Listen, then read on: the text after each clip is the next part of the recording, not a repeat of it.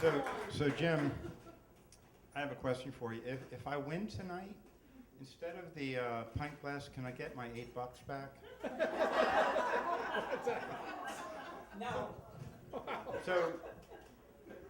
So most of the time, when you take risks, as an earlier speaker mentioned, you're sometimes putting your life at risk, and that's happened to me a couple times. But sometimes you take a risk and something glorious and magical happens, and or maybe you're lucky enough to have a wingman that puts you in harm's way and manages to save the day. So my story has a pretty happy ending and a pretty great wingman. So in October of 1980, I came home for my mom and dad's 30th wedding anniversary.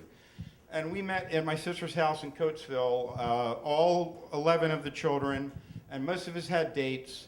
And a lot of my sisters had children by then. So there was about 35 people at this 30th wedding anniversary.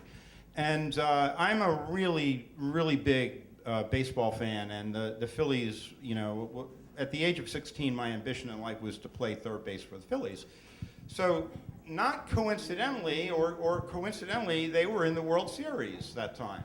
And just as we're sitting down for this anniversary dinner in my sister's home, Game 5 of the World Series comes on.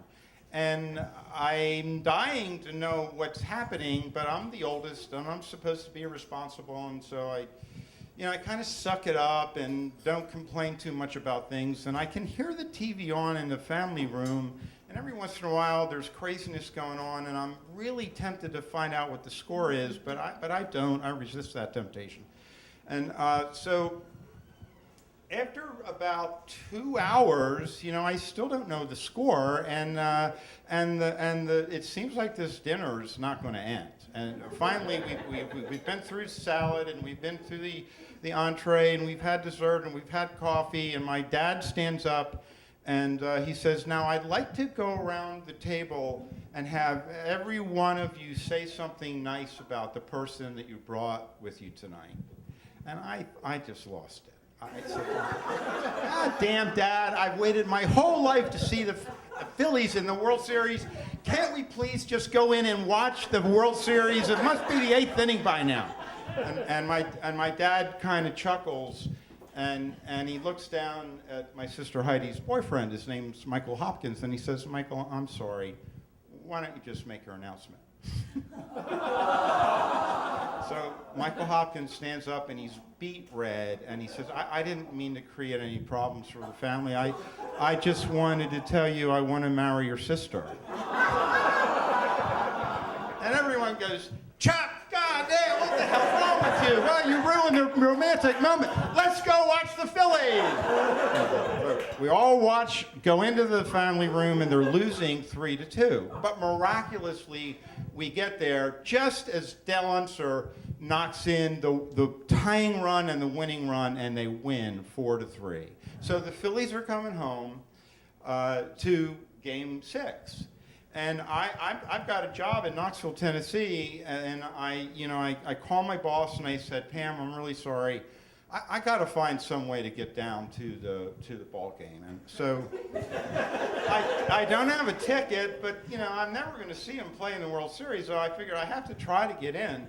So I get up early on the morning of October 21st, and I call the Phillies. I think maybe I can get in as an usher or something. So I call the Phillies, and I say, the woman answers the phone, the receptionist, and I say, "Can you please put me in touch with who's ever in charge of managing the stadium?" And she stops for a minute, and she says, "Well, his name is Pat Cassidy. Let me ring him."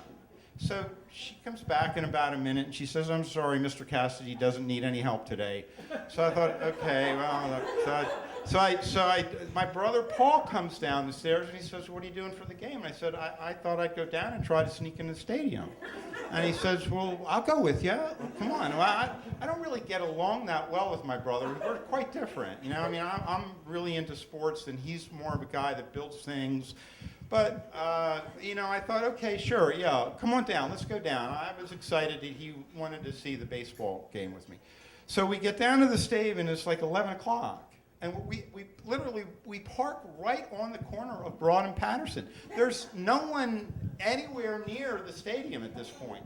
So we walk down to the stadium, and by golly, there's the guy selling 2 tickets, and I'm thinking, this is unbelievable. How much do you want for your tickets? And the guy says $150 each. I've got $25 in my pocket. Paul has about 19, so we're a little short.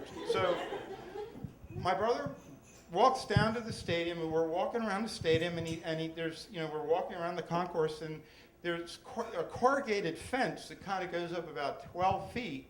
And he says, I can get over that. At the top of that, there's a barbed wire thing. There's barbed wire. I said, Paul, there's barbed wire up here. He goes, I know, he was in the Navy. So I said, oh, that's no big deal. He climbs up it, and within 2 minutes, within 30 seconds, he's in the stadium. And he goes, come on up. There's barbed wire there. No, come on, get it. You get over it. So I climb myself up, I get to the top, and of course, I get caught on this barbed wire.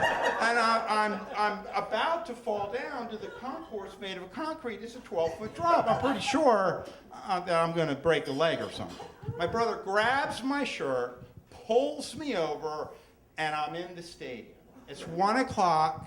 There's no one around. We look at each other. We're in the stadium. And then we go, Jesus, we're not supposed to be in the stadium. What the hell are we going to do for the next 6 hours? So we looked all around this concourse for a place to hide. All the men's rooms were locked. But we got into a ladies' room. And we thought, we can hang out here for a couple of hours. Well, of course, you're not. After about 20 minutes of hanging out in a ladies' room, it gets pretty boring. So we left the ladies' room. My brother finds a trash can, and he says, Chuck, he pulls the liner out of the trash can. On the bottom of the trash can is a roll of big 30-gallon leaf trash bags. He gives me 2 of them. He says, follow me. So, of course, I follow my brother. We go up to the upper deck. There's still no one in the stadium, right? And he says, look around you. And I looked around me, and by the grace of God, the Eagles played Dallas on Sunday the 19th. And there were literally hundreds of bottles laying on the 700 level of the upper deck. And so me and my brother start picking up bottles and filling up this trash can. So we do this for about an hour, and we're thinking, hey, maybe we're going to make it in this. Maybe this is okay. And this huge moose of a guy sees us, and he comes running up. And I'm thinking to myself, okay, the jig's up. We're out of here. He's going to kick us out. Now, you can tell the authority of someone in a stadium by how many keys they have on their big chain. And this guy's got 60. He's got a key for every damn room in the stadium. And I'm pretty damn sure he's going to chase us. And he says, what are you guys doing up here? And I said, Mr. Cassidy sent us up here to clean up these bottles. And he looks at me and he goes, oh, okay. So we're in. 5:30, people start to show up. And I know we don't have a seat. We need to find somewhere we're going to go.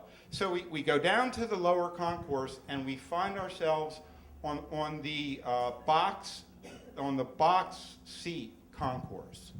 And people are wearing evening gowns and tuxes. We're dressed like thieves in blue jeans and T-shirts.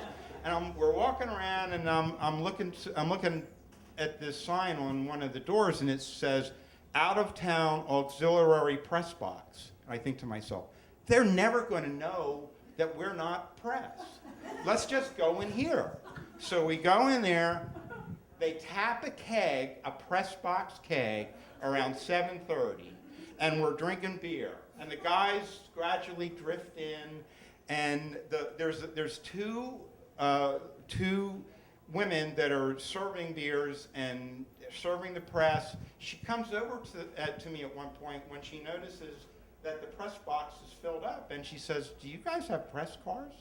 And I didn't have a press card. I reached for my wallet, and she goes, "That's okay. Don't worry about it." So I call home. The families around, they haven't heard from us since 9 o'clock in the morning. I call home. My brother Mark, who's 16, answers the phone. I said, "Mark, it's Chuck. We're in the stadium." "Chuck and Paul are in the stadium." And I hear my family going, "Yay!" "Mark, we're in the press box." "They're in the press box! Yay!" "Chuck, Mark, we're drinking free beer." "Oh my God, yay!" And we watched the Phillies win their first World Series game. Me and my brother, Lonnie Smith, struck out to end the game 12.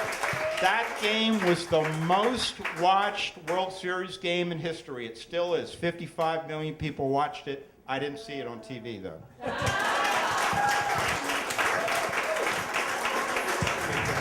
Chuck, everybody.